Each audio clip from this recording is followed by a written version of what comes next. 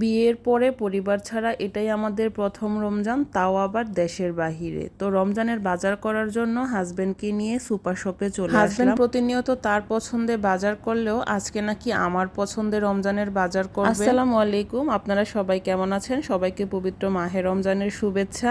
দেখতে দেখতে কেমন করে কাতার শহরটাতে এসে প্রায় 1 মাস সময় কাটিয়ে ফেললাম। আমার হাজবেন্ড যেহেতু প্রবাসী, সে সবসময় প্রবাসীই থাকে, মাঝে মাঝে ছুটিতে দেশে আসে, তো ওইভাবে তার সাথে আমার রমজান মাস পালন করা হয় না। আমার বিয়ের পরে মনে হয় আমি 2 বা 3টা রমজান তার সাথে কাটিয়েছি। যাই হোক, পরিবার ছাড়া এটা আমার প্রথম তার সাথে দেশের বাহিরে রমজান। আমার যে কি পরিমাণ ভালো লাগা কাজ করতেছে সেটা আসলে বলে বোঝানো যাবে না। পাশাপাশি বাংলাদেশের পরিবারটাকেও ভীষণ মিস করি।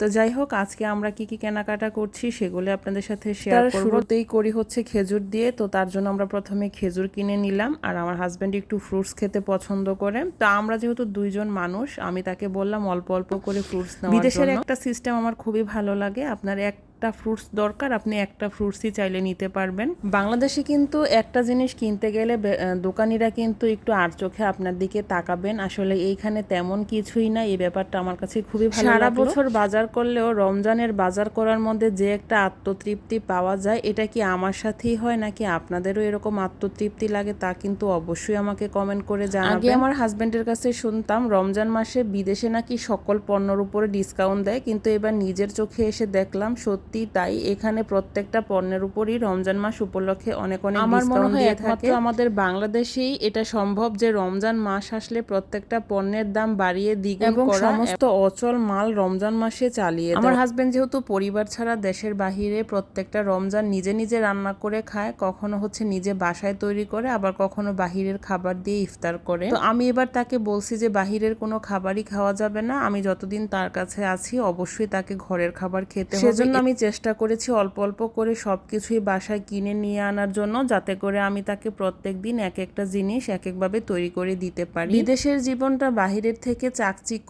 মনে হলেও কিন্তু এতটা সহজ না। আসলে এখানে প্রত্যেকটা কর্মজীবী মানুষ দিন শেষে কাজ করে এসে নিজে নিজে রান্না বান্না করে খাওয়াটা, এটা আসলে অনেক কষ্টের ব্যাপার। মহিলারা সারাদিন জব করেও বাসায় এসে রান্না বান্না করে খেতে পারে, তাদেরকে সেই ধৈর্য শক্তি আল্লাহ দিয়ে দিয়েছেন। পুরুষ মানুষ আসলে চাইলেও ওইভাবে সবকিছু করে উঠতে পারেন না, তখন দেখা যায় তারা বাহিরের কোনো রেস্টুরেন্ট থেকে হয়তো খাবার অর্ডার করে, অথবা তারা যে কোনো শুকনো একটা খাবার খেয়ে কিন্তু শুয়ে পড়ে, এতে করে তাদের শরীর দিন দিন কিন্তু খারাপ হতে থাকে। তো যাই হোক, এই তো আমাদের টোনাটুনির সংসারে আমরা টুকটুক করে অল্প একটু বাজার করে নিয়ে আসলাম। রমজান মাসে সবাই চায় অন্যান্য দিনের তুলনায় একটু ভালো মন্দ খাওয়ার জন্য, একটু ভালোভাবে রমজানটাকে পালন করার জন্য।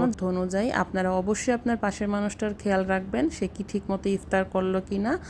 সবাই ভালো থাকবেন আর আমাদের জন্য বেশি বেশি করে দোয়া করবেন। আল্লাহ হাফেজ।